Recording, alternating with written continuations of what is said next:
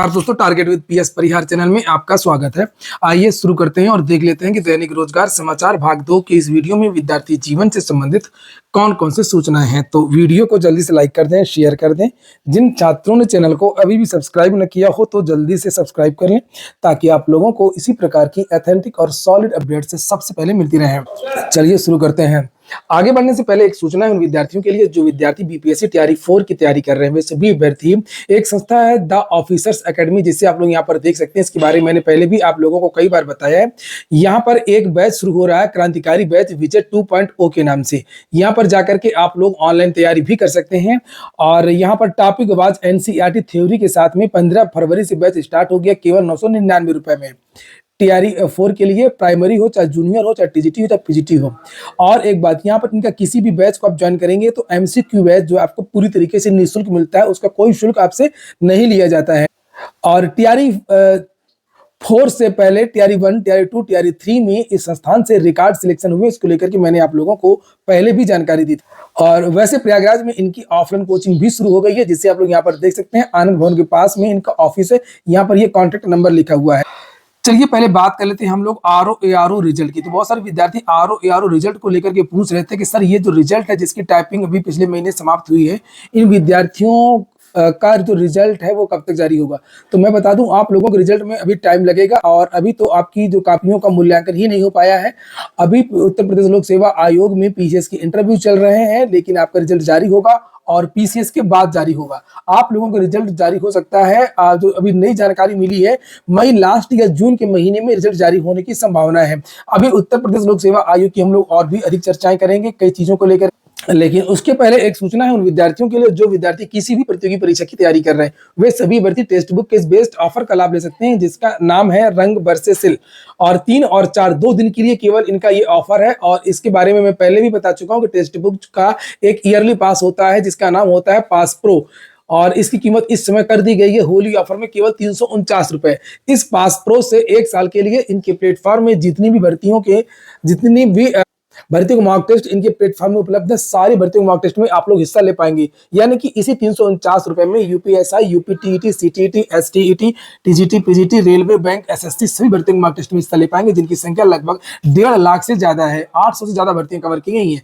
इनका एक कोड है, आप अगर लगा देंगे TWP तो आप लोगों को और अधिक एक्स्ट्रा छूट 12% की इसमें भी मिल जाएगी। TWP आपको लगाना याद रखिएगा, लिंक मैंने डिस्क्रिप्शन बॉक्स और कमेंट बॉक्स में दे दी है। फिर से बता दूं, याद रखिएगा ये ऑफर केवल 2 दिनों। चलिए हम लोग बात कर रहे थे आरओ एआरओ वैकेंसी को लेकर के। तो आरओ एआरओ में पहले आपका पीसीएस का रिजल्ट जारी होगा। पीसीएस का रिजल्ट के बारे में जो जानकारी मिली है कि इसी महीने 30 मार्च के पहले आप लोगों का जो रिजल्ट है वो जारी हो जाएगा पीसीएस का। और आरओ एआरओ में अभी काम होगा। अब मार्च में नहीं आएगा, मार्च में कुछ संभावना नहीं है। अप्रैल में भी नहीं आएगा, थोड़ी संभावना मई लास्ट में है या फिर जून तक जा सकता है। क्योंकि अभी रिजल्ट का पूरा जो काम है वो पड़ा हुआ है, मेंस की कापियों का खासतौर से, इसलिए अभी बहुत ज्यादा पता पाना बहुत मुश्किल है। लेकिन विद्यार्थी चूंकि लगातार पूछ रहे थे तो अभी आप लोग रिजल्ट का इंतजार ना करें, बस मैं इतना ही कहूंगा। और वहीं पर अभी नई भर्ती है, उसको लेकर के भी विद्यार्थी थोड़ा सा इंतजार करें। और जो नई भर्ती है लगभग 200-300 पदों की, उसमें कुछ और पद भी जुड़ सकते हैं। ये देखिए लिखा है एआरओ पदोन्नति समय से पहले शुरू हो गई है। 1 जुलाई से शुरू होगा चयन वर्ष। ये देखिए मांगे गए एआरओ के दस्तावेज, और इसको लेकर के अन्य समाचार पत्रों में भी जानकारियां दी गई हैं। तो हो सकता है कि ये पद भी आपकी जब भर्ती में देरी हो रही है तो उसमें जुड़ जाए। लिखा सहायक समीक्षा अधिकारियों के रिक्त पदों पर पदोन्नति देने की प्रक्रिया सचिवालय प्रशासन ने समय से पहले ही शुरू कर दी है। पदोन्नति अगले चयन वर्ष 1 जुलाई से शुरू होगी।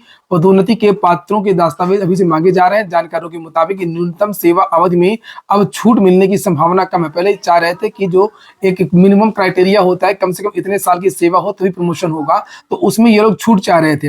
अब कोई संभावना नहीं होगी, तो जिनका होना है उनका हो जाएगा, जिनका नहीं होना उनका नहीं होगा। सचिवालय प्रशासन ने अभी सभी अनुसचिव और उप सचिवों को पत्र भेज करके उनके अधीन तय क्रमांक के भीतर काम करने वाले सहायक समीक्षा अधिकारियों की मूल चरित्र पंजिका की जानकारी मांगी है। विभागीय कोटे में समीक्षा अधिकारियों के 400 ज्यादा पद खाली हैं। तकरीबन 350 की पदोन्नति हो जाएगी। पिछले काफी समय से सचिवालय कर्मचारी इसकी मांग कर रहे थे। और ये भी एक कारण था जिसकी वजह से आपकी भर्ती में देरी हो रही है, कुछ और पद आ जाएं। और दूसरा कारण ये भी है कि उत्तर प्रदेश लोक सेवा आयोग में अभी बहुत सारा काम है बताया जा रहा है। पुरानी जितनी भर्तियां हैं, जो चेयरमैन हैं उनका यही कहना है कि जो जिन भर्तियों में नियुक्ति पत्र बांटे जा सकते हैं, जो भर्तियां कंप्लीट हो सकती हैं, उनमें ज्यादा ध्यान दिया जाए। जो भर्तियां कंप्लीट नहीं हो पाएंगी उनको और डिले कर दिया जाए। बस सीधा सा कॉन्सेप्ट जो चीजें देखने को मिल रही हैं। और ऐसा आपको भी, आप लोग खुद ही समझ सकते हैं कि शायद नवंबर के माह में 22 नवंबर तक इनका रिटायरमेंट हो सकता है, हो जाएगा और उसके पहले पहले ये चाहते हैं कि हम रिकॉर्ड जो भी भर्ती है उनको हम कंप्लीट ही कर दें। तो पीसीएस की भर्ती ये जो चल रही है इसका रिजल्ट जारी होना है, इसके बाद में आपका आरओ का रिजल्ट जारी होना है, उसके बाद में आपका जो पीसीएस 2025 है उसको भी फाइनल करना, जिसकी परीक्षा 29 मार्च से हो रही है। बहुत सारे विद्यार्थियों का ये पूछना था कि सर वो परीक्षा समय से होगी कि नहीं होगी, तो मैं बता दूं वो भर्ती भी कंप्लीट हो सकती है, पूरी तरीके से कंप्लीट करके वो दे देंगे रिजल्ट भी निकाल करके। और एलटी ग्रेड में मेंस के आवेदन मांगे जा रहे हैं, मेंस करा करके ज्यादा से ज्यादा विषयों का नियुक्ति पत्र वहां पर देने की योजना है। और जो नई भर्तियां हैं वो और डिले होंगी, क्योंकि उनका क्रेडिट तो मिलेगा नहीं चेयरमैन को, तो वो सारी भर्तियां चाहे वो पीसीएस ही क्यों ना हो, नई वाली 2026 इसलिए लेट में किया गया, वो पूरी तो हो नहीं पाएगी तो उसको और पीछे धकेल दिया गया है। जो भर्तियां कंप्लीट हो सकती हैं तो प्रीलिम्स और मेंस वगैरह तो उनको आगे किया जा रहा है। इसलिए जो भर्तियां चल रही हैं उसमें आपको और ज्यादा तेजी देखने को मिलेगी और आप लोग किसी दुविधा में न रहिएगा कि ये परीक्षा आगे बढ़ेगी वो परीक्षा आगे बढ़ेगी। जो तारीखें बताई गई लोक सेवा आयोग की सारी तारीखें सही हैं और उन्हीं तारीखों में काम होगा। आज सुबह के समाचार पत्रों के माध्यम से भर्ती बोर्डों को लेकर के दो सूचनाएं थी। एक तो ये कि आरक्षित पद तय होने के बाद ही होंगी भर्ती, और जो दूसरी सूचना थी वो पोर्टल आदि को लेकर के थी, जिसमें लिखा हुआ था कि अभी पोर्टल बन नहीं पाया है, पोर्टल बनेगा, अभी पुरानी भर्ती का विज्ञापन जारी होगा। बीएड वाला ये लिखा हुआ असिस्टेंट प्रोफेसर भर्ती बीएड विषय की नई अर्हता के साथ में विज्ञापन इसी माह, ये पुरानी भर्ती है। और नई भर्ती को लेकर के ये जानकारी दी गई थी कि ऑनलाइन अधियाचन पोर्टल का कार्य अंतिम चरण में है। वही शिक्षा निदेशालय, अब जब भी इस तरीके की सूचना आती है विद्यार्थियों की बहुत ज्यादा नेगेटिव कमेंट आते हैं। एक मजेदार कमेंट आप लोग यहाँ पर देख सकते हैं, आप लोगों को देखना भी चाहिए। और जो भी विद्यार्थी इस तरीके के कमेंट कुछ करेंगे तो मैं उनको अगले वीडियो में दिखाऊंगा भी। कुछ भी कर लें, 2027 में सरकार बदलने जा रही है। यूपी में 8 साल से ढोंगियों का आयोग ही बन रहा है। बात हो रही है उत्तर प्रदेश शिक्षा सेवा चयन आयोग की। बताइए, ये जो विद्यार्थी ने कमेंट किया 17 लाइक भी इसके कमेंट में लोगों ने किए हैं, आप लोग बताइए इस पर सहमत है कि नहीं सहमत। और अगर आप लोगों को लगता कि नहीं ये कोई जो छात्र जो भी है गुर्जर 1995 में अगर इसने सही कहा तो आप लोग भी इसी तरीके के कमेंट कर सकते हैं, वीडियो को लाइक कर सकते हैं। चलिए हम अगली सूचना को देखते हैं और सूचना है इंटरमीडिएट। इंटरमीडिएट में एक बहुत बड़ा ऐतिहासिक बदलाव होने जा रहा है कि इंटरमीडिएट में अगर आपका कोई पेपर बिगड़ गया है तो आप दोबारा उसकी परीक्षा दे सकते हैं अगर आपने परीक्षा दी हो। पहले एक चीज था कि अगर आप फेल हो गए हैं तो आप लोग दोबारा एग्जाम दे सकते, तो वो एक अलग बात है। लेकिन अब इम्प्रूवमेंट है, अगर आपको नंबर ज्यादा लाना है, नंबर कम मिले हैं, पास तो हो गए हैं आप, तो आप लोग इम्प्रूवमेंट के लिए आप लोग दोबारा परीक्षा दे सकते हैं। ये लिखा यहाँ पर, ये देखिए 5 विषयों में से एक विषय में अंक सुधार परीक्षा की सुविधा देगा बोर्ड। और यूपी बोर्ड की इंटर, सही बात है, कभी कभी ऐसा होता था, कभी नंबर कम हो जाते थे और पूरी जिंदगी बेकार हो जाती थी। बहुत सारी ऐसी वैकेंसीज आती हैं कि न्यूनतम 60% नंबर चाहिए।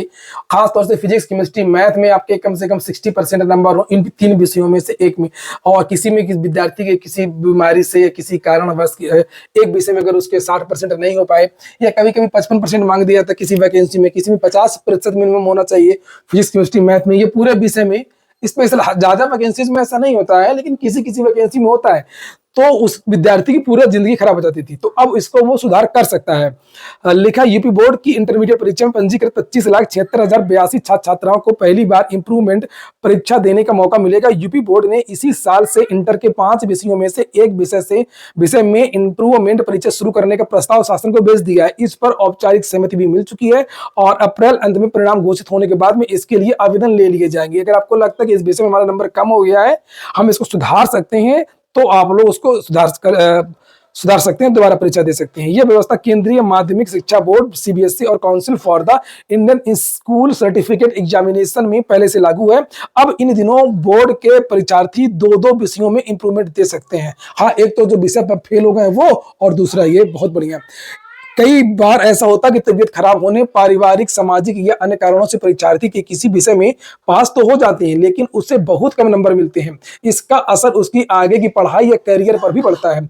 ऐसे में बड़ी संख्या में ऐसे परीक्षार्थी होते हैं जो अंक सुधार परीक्षा देना चाहते हैं, लेकिन यूपी बोर्ड में ऐसी व्यवस्था नहीं थी। इस समस्या को दूर करने के लिए बोर्ड की ओर से इस साल इंटर के परीक्षार्थियों के लिए इंप्रूवमेंट की व्यवस्था शुरू करने का प्रस्ताव भेजा गया। तो इस वीडियो को आप लोग शेयर कर दीजिएगा, जो भी विद्यार्थी इंटरमीडिएट के हों उनको इसकी जानकारी मिल जाए। ये व्यवस्था इसी साल से लागू हो जाए। बात कर लेते हैं उत्तर प्रदेश दरोगा भर्ती की। तो उत्तर प्रदेश दरोगा भर्ती के बारे में जो विद्यार्थी कमेंट करके पूछ रहे हैं कि सर इसके एडमिट कार्ड कब जारी होंगे, तो इसके एडमिट कार्ड 11-12 तारीख तक जारी होंगे।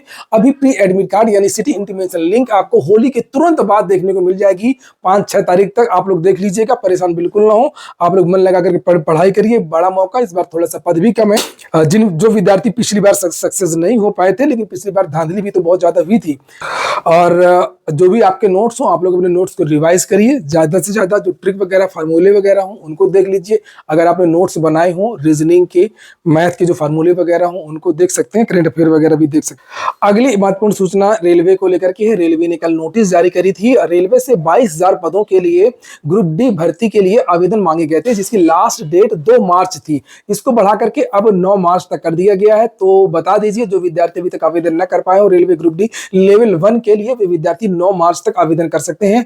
यहाँ पर उसका पूरे का पूरा जो शेड्यूल है वो जारी कर दिया गया है। और जिन विद्यार्थियों की उम्र 18 से 33 के बीच में है, जो विद्यार्थी हाई स्कूल पास है, वे सभी अभ्यर्थी इसके लिए आवेदन कर सकते हैं।